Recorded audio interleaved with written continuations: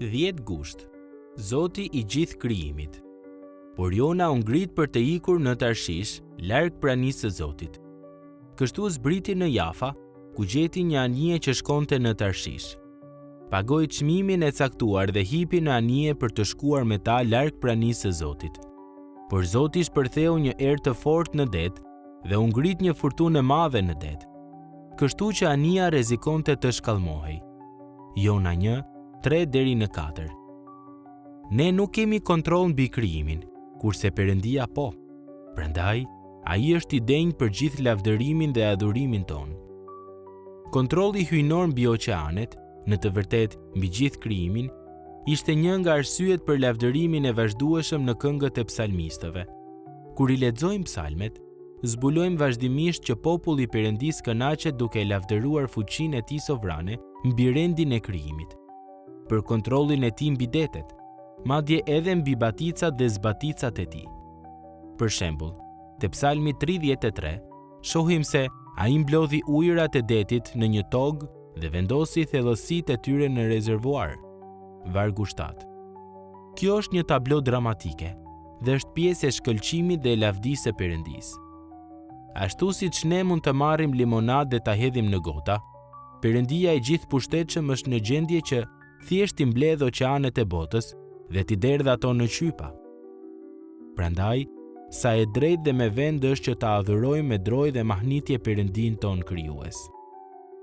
Autoriteti i Perëndisë mbi krijimin na inkurajon gjithashtu që të besojmë në kujdesin e provanisë së tij.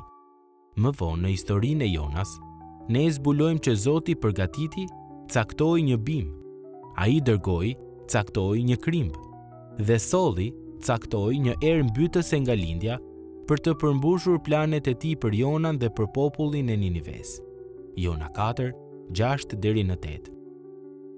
Sa e ndryshme që është kjo nga mendësia pagane në kohën e Jonas dhe në tonën gjithashtu.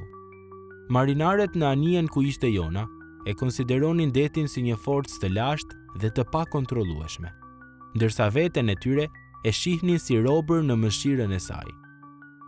Mirë po e vërteta është që të gjitha gjërat, përfshirë këtu edhe rendin e krijuar, janë në shërbimin e Perëndisë. Psalmi 119:91. Nuk jemi braktisur për t'u hedhur andej këndej në detin e rastësisë, ose për t'u rrahur nga forcat e verbra dhe pa shpirt. Jo, Perëndia llogarit numrin e yjeve dhe i thërret të gjithë sipas emrit të tyre. Psalmi 147:4. Vetëm Zoti krijues dhe sovran mund t'i mbledh detet bashk dhe ta urdhëroj gjithë krijimin që të bëjë vullnetin e tij. Jo vetëm kaq, por ai zgjedh t'i jap urdhërimet e tij për të mirën e popullit të vet. Era e fortë që Perëndia e shpërtheu në det, ndërsa anija ku ishte Jona po lundronte për në Tarshish, nuk ishte për qëllim të ishte një mallkim mbi të. Përkundrazi, ishte një thirrje që ai të kthehej te bindja besnike ndaj Perëndisë së tij. Perëndia e shpëtoi Jonan nga ajo që ai dërgoi mbi të. Sa i jashtëzakonshme. Perëndia vuri në veprim fuqinë e pamas të një stuhie thjesht për të kthyer në shtëpi një prej fëmijëve të tij të pabindur. Në të vërtetë, të gjitha gjërat janë qeverisur për lavdinë e Perëndisë dhe për të mirën e popullit të tij, ku përfshihesh edhe ti. Ky është Perëndia që lavdërojmë. Këtij Perëndie i besojmë dhe këtij Perëndie ja kushtojmë jetën tonë. Qoftë kjo e vërtet mbi buzët e tua sot. Zoti është i madh dhe i denjë për lëvdimin më të lartë dhe madhështia e tij është e panjohshme. Psalmi 145:3.